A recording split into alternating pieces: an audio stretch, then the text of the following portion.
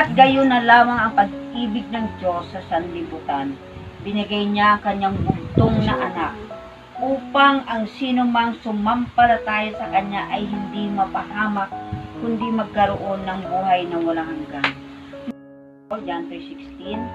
Maraming salamat o Diyos dahil ikaw ang Diyos na may gawa ng langit at lupa, Diyos na walang hanggan, Diyos na napakalaki, Diyos na mahabagin, Diyos na puno ng pag-ibig. Nagpapasalamat kami sa iyo, Panginoon, dahil naritong muli kami nakapagsamba sa iyo, O God, at kami po ay makakarinig ng iyong banal na salita ng iyong mensahe, Panginoon.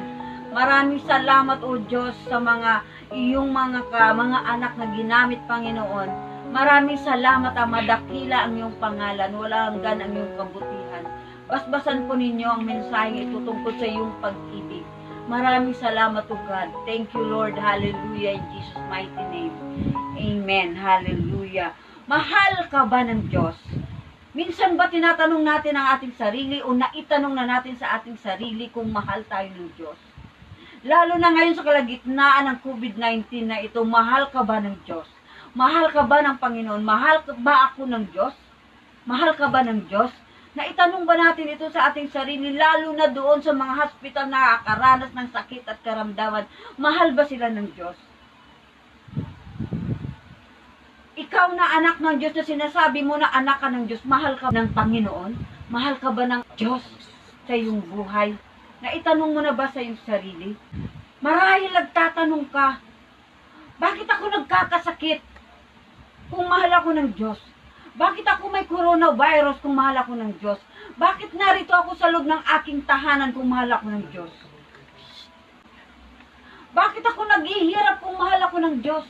Bakit nakapiranggot lang ang aking pera kung mahal ako ng Diyos? Bakit wala ako natatanggap na ayuda kung mahal ako ng Diyos? Sumusunod naman ako sa Kanya, mahal ba ako ng Diyos? Bakit ako nagkakasakit?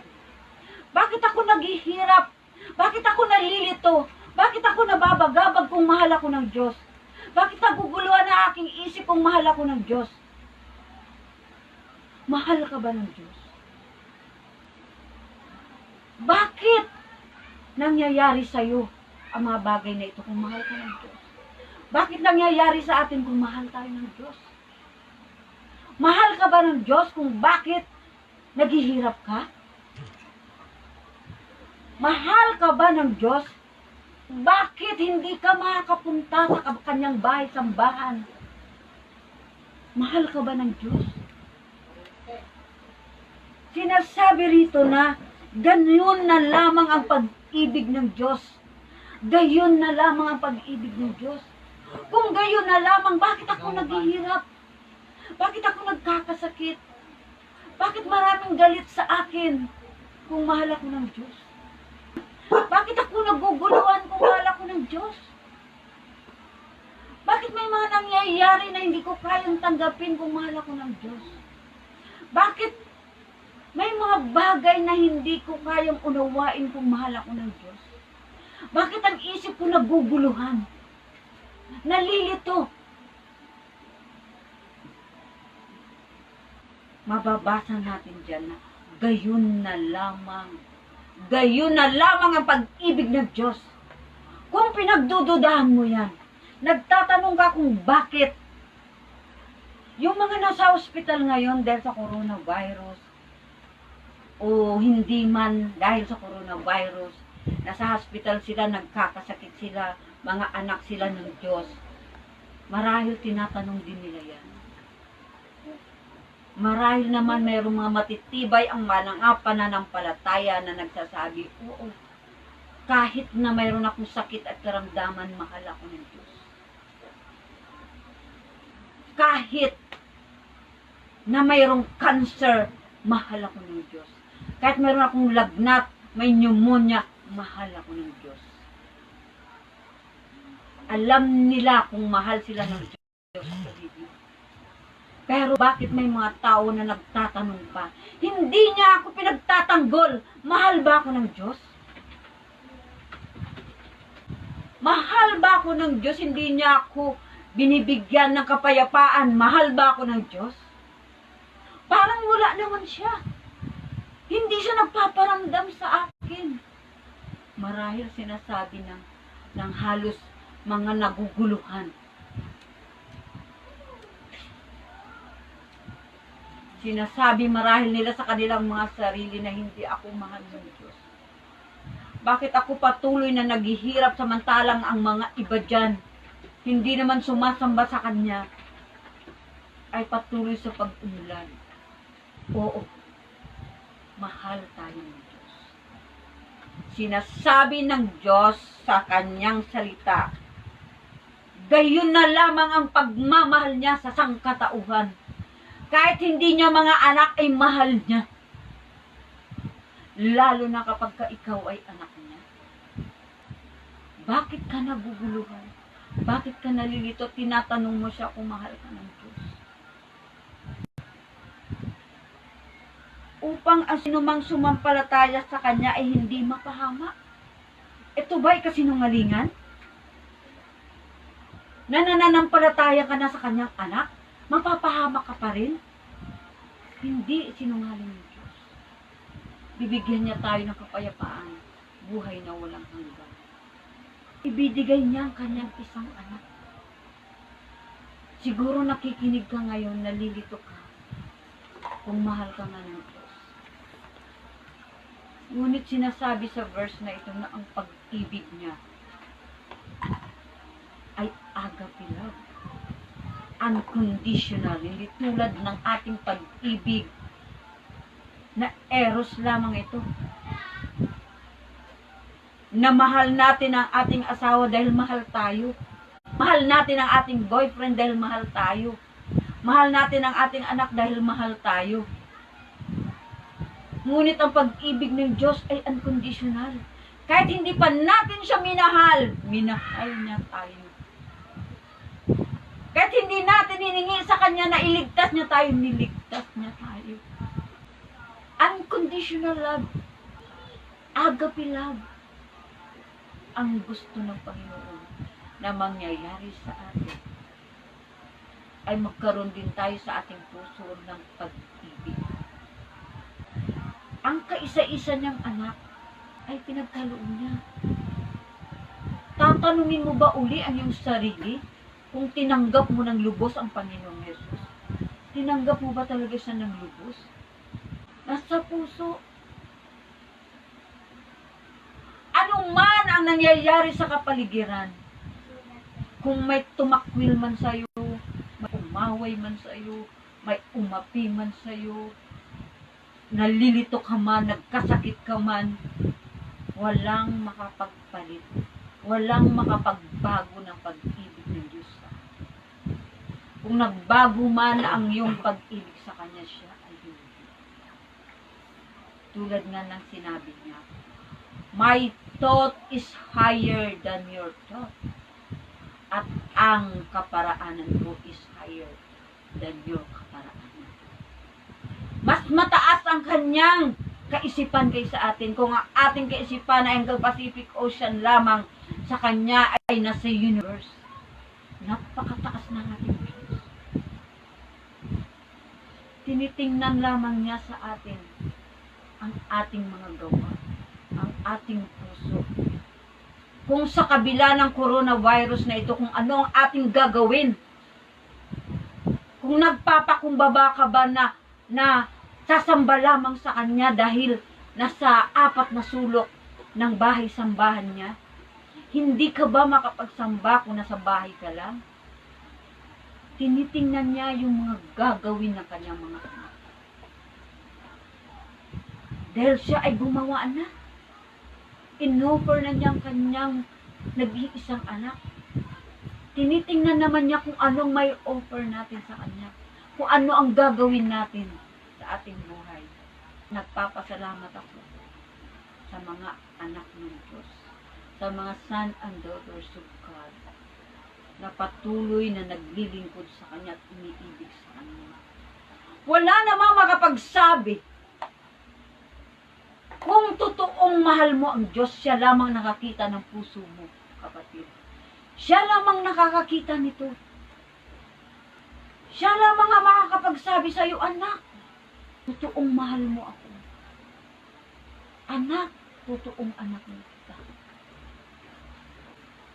Tulad nga ng narinig ko kanina, ang puso natin nagugulumihanan, naguguluhan. Yan, dahil tayo ay nasa kaisipang tao lamang. Kaya doon, pinoproseso tayo ng Panginoon, ng ating Diyos, na purify ang ating puso at isipan. Hanggang sa tayo tumanda na at tayo kanyang kukunin, tayo ay patuloy na pinoproseso niya upang maging angkop tayo bilang anak niya. Huwag tayong mawalan ng pananampalataya. Huwag tayong mawalan ng pag-asa. Doon sa may sakit at karamdaman, huwag tayong mawawalan ng pag-asa. Pagagalingin ka ng Diyos, pagagalingin ka ng Panginoon. Just draw near to Him. Just draw near to the Lord. Ibigay natin ang ating sakit sa Kanya, ating nararanasang kaguluhan.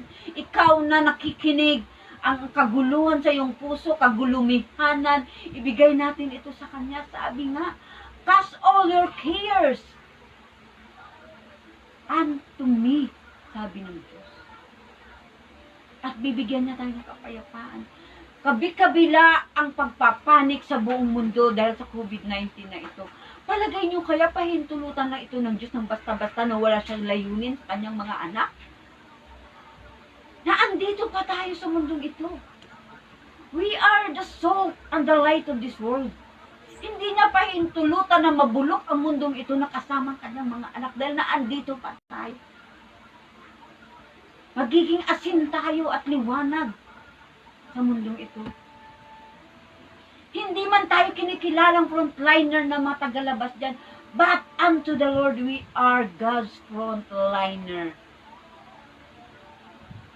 Ang mga tuhod natin, ang mga luha natin, ay nakikita niya kung tayo manalangin sa Kanya. The President of America, nag-open na ng mga churches nila at naninikluhod siya na ipag-pray. Pray for the healing of America. Dahil kahit dito sa ating bansang Pilipinas, naninikluhod si President na pray for the healing of the Philippines. Kailangan nila ang prayer ng mga anak ng Diyos. See that? Kailangan nila ng prayer ng mga anak ng Diyos. Hindi na sila nahihiya na humingi ng prayers sa bawat anak ng Diyos. Dahil alam nila, kinikilala nila, ngayon, ang power ng healing ng Panginoon. Nakikita natin sa social media, yung mga pagdasal sa kalye, yung mga panalangin ng mga tao na naninikluhod. May social distancing pa. Nakakatuwa. Pero kahit nito ka lamang sa iyong tahanan, pwede ka pa rin manalangin sa Panginoon na hindi nakikita nila ng iba. Hindi natin kailangan na ipakita sa media ang iyong panalangin. Pero natuwa at nagagalak ako doon sa mga taong gumawa nito. Dahil ibig sabihin, nais nila encourage ang mga anak ng Diyos na manalangin. Ganun ang Panginoon. Kailangan nating lumapit sa Kanya dahil siyang unang gumawa ng kaparaanan upang maipakita sa atin ang Kanyang pag-ibig. Ang salita ng Diyos ay puno ng pag-ibig. Katulad na lamang nung preaching nung mga nakaraan. Tungkol ito sa pag-ibig ng Diyos. At ang galing ng Lord, no? Ang galing ng Lord. Yun yung mga natandaan ko doon. Ang galing ng Lord, ang galing ng pag-ibig niya. Kasama ng pag-ibig, tayo'y magpakumbaba sa ating Panginoon. Huwag tayong magmalaki sa Kanya.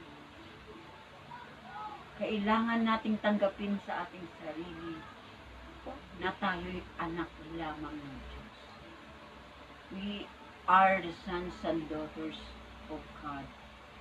He gave us an authority to become children of God. an authority to pray to Him, an authority to praise to Him, an authority to ask to Him. That is an authority that God gives us. Kaya tanungin mo ang sarili mo kung mahal ka nga ng Diyos. Kung nagdududa, kausapin mo ang Panginoon. Kung mahal ka nga ng Diyos. Sa sarili mo, ikaw ang makakaalam niyan. Between you and the Lord. Huwag kang maglagay ng division. Just talk to the Lord. And we pray, O God. Pray for the healing of the soul. Dakila ang ating Panginoon. Dakila ang ating Diyos. Sinasabi niya, gayon na lamang ang pag-ibig ko sa inyo. Kaya't binibigay ko ang kaisa-isang anak ko sa inyo upang asinumang sumampalataya sa aking anak ay hindi mapahamak, kundi magkaroon ng buhay na walang hanggan. Isinugo ng Diyos ang kanyang anak, hindi upang hatulan ng parusan sa sanlibutan, kundi upang iligtas ito sa pamamagitan ng ating Panginoon Yesus. Hindi tayo pinaparusahan ng Diyos dahil mahal tayo ng ating Diyos. Mahal tayo ng ating Diyos. Kahit nagiging pasaway ka, matigas ang ulo mo, mahal ka pa rin ng Diyos. Huwag naman tayong laging nagpapasaway sa Kanya. Ganun katindi ang pag-ibig ng Diyos sa Kanyang mga anak. Hindi mo ma-describe ito. Dahil ginamit ito, gayon na lamang. Gayon na lamang. Hindi ito ma-describe. Gayon na lamang ang pag-ibig niya sa atin. For God so loved us. For God so loved us. Nagbigay siya ng faith, hope, and the greater is love. Ang lahat ay nasasakop ng pag-ibig ng Panginoon. Pag maalala mo sa sarili mo ang pag-ibig ng Diyos, lahat ay nagkakaroon ng kapayapaan. Di hinahatulan ng parusa ang sumasampalataya sa anak, ngunit hinatulan na ang hindi sumasampalataya, sapagkat hindi siya sumampalataya sa kaisa-isang anak ng Diyos. Kaya huwag na tayong magpahatol pa. Sumampalataya na tayo. Just love our God with all our heart and with all our soul. God love above all. At ito'y sasakupin na ang lahat ng ating pagkilos, ng ating kaisipan, ng ating puso, ng ating pagsasalita. Punong-puno na ito ng pag-ibig ng Diyos. Just pray to our God. Nabibigyan niya tayo ng matindi pang pag-ibig. Basahin ko muli, sapagkat gayon na lamang ang pag-ibig ng Diyos sa sangkatauhan, kaya't ibinigay niya ang kanyang kaisa-isang anak, upang asinumang manampalataya sa kanya hindi mapahamak, kundi magkaroon ng buhay na walang hanggan. Sa magpasalamat tayo sa ating Diyos, sa buhay na walang hanggan, at sa hindi niya pagkaloob ng kapahamakan sa atin dahil sa Panginoon Yesus na ating tinanggap sa ating buhay ng buong puso. Siyang unang umibig sa atin, hindi tayo umibig muna sa kanya, ngunit pinadama niya yung pag-ibig na ito, pinadama niya ang tunay na mahal kita, anak. Binigay ko sa iyo ang aking nag-iisang anak. Mahal na mahal kita, anak. Mahal na mahal kita. Kaya manampalataya ka lang. Yun ang gusto ng Panginoon. Let us pray. Thank you, Lord, sa mensahe mo, Panginoon, ng pag-ibig sa iyong mga anak. Thank you for loving us, your sons and daughters. Thank you for giving us chance to bring back the love you give to us. Thank you, Lord. Thank you, God. Kahit pasaway kami, matigas ang ulo, Inuuna namin ang kalayawan dito sa mundo, ngunit pinadadama mo pa rin ang iyong pag-ibig sa amin. Inahaplos mo kami ng iyong mga kamay. Sinisinagan mo kami ng araw sa pagising sa umaga at pinapahinga mo kami sa gabi dahil kailangan ng aming pagod na katawan. Ang iyong pag-ibig ay sumisilay sa amin sa tinig ng aming anak, sa tinig ng aming mga magulang, sa tinig ng aming mga kapatiran. Ang aming tinig ay umalingaw-ngawan dahil ito'y dala ng iyong pag-ibig. Kaya Panginoon, patuloy kami nagpapasalamat. Iyon ang aming maibalik sa iyo, ang ibigin ka. Hindi man ito kasing tindi ng pag-ibig mo, Panginoon. Maraming salamat, O God, sa pag-ibig mo. Hindi namin kaya magbigay ng aming anak sa aming kapitbahay, sa aming mga kaibigan na nangangailangan nito. Ngunit ikaw, ang kaisa-isa mong anak, ay yung pinagkaloob sa amin. The great, great love of yours, O God. Yun lamang, Panginoon, napakabuti mo ng Diyos, punong-puno ka ng pag-ibig. Kaya dinadalangin ko sa mga oras na ito, Diyos, ang iyong pag-ibig na lumaganap sa buong mundo, Lord. Hallelujah. From north to south, from east to west, O God. Lalaganap ang iyong pag-ibig doon sa may sakit at karamdaman, Panginoon, ay iyong kagalingan, ang iyong pag-ibig ay siyang magpapagaling sa kanila. Doon sa mga nalilito, ang iyong kapayapaan, O God. Ang iyong ipagkakaloob sa kanila, O Lord. Hallelujah. Doon sa mga naghihirap, provide them, O Lord. Provide them their needs, O God. Dahil kailangan nila ang iyong presensya sa kanilang mga buhay. Ipadama mo ang iyong pag-ibig sa bawat isa, Panginoon, na nangangailangan nito, O God, na hindi pa nakatanggap na yung banal na anak, Panginoon, sa kanilang buhay, sa kanilang puso. Ikaw, Panginoon, na may kapangyarihan. Ang iyong pag-ibig ay palaganapin mo sa bawat isa doon sa nalilito, nagkakaroon ng kaguluhan, ay naghahanap sa iyo. O God, O Lord, hallelujah, purihin ka, banal na Panginoon. Ikaw lang ang aming Diyos na makapangyarihan sa lahat. Diyos ka na may gawa ng langit at lupa. Diyos ng karagatan, kabundukan, kalangitan, universe, buong bituin at araw, ikaw ang may gawa, kaya walang imposible sa iyo, God. Hallelujah. Ang iyong pag-ibig ay lalaganap, O God, sa lahat ng pinuno ng bawat bansa hanggang sa kababaan, Panginoon, ng uri na naglilingkod sa iyo, God. Ikaw ang Panginoon namin magpakailanman. Maraming salamat, Ama. Maraming salamat, Diyos. Dakila ka, Lord. Dakila ka. Thank you so much, Lord, for your love and mercy. Thank you for your caring. Oh, dinadalangin ko, Panginoon, may mga COVID-19, may COVID virus, Panginoon. Heal them, O God. Magpadala po kayo, Panginoon, ng mensahe sa kanila ng kagalingan. Heal the world. Heal your land, O Lord. Hallelujah. Nagpapakumbaba po kami sa inyo. Thank you, Lord. Thank you so much, God, in Jesus' name. Amen. Amen and amen. Hallelujah.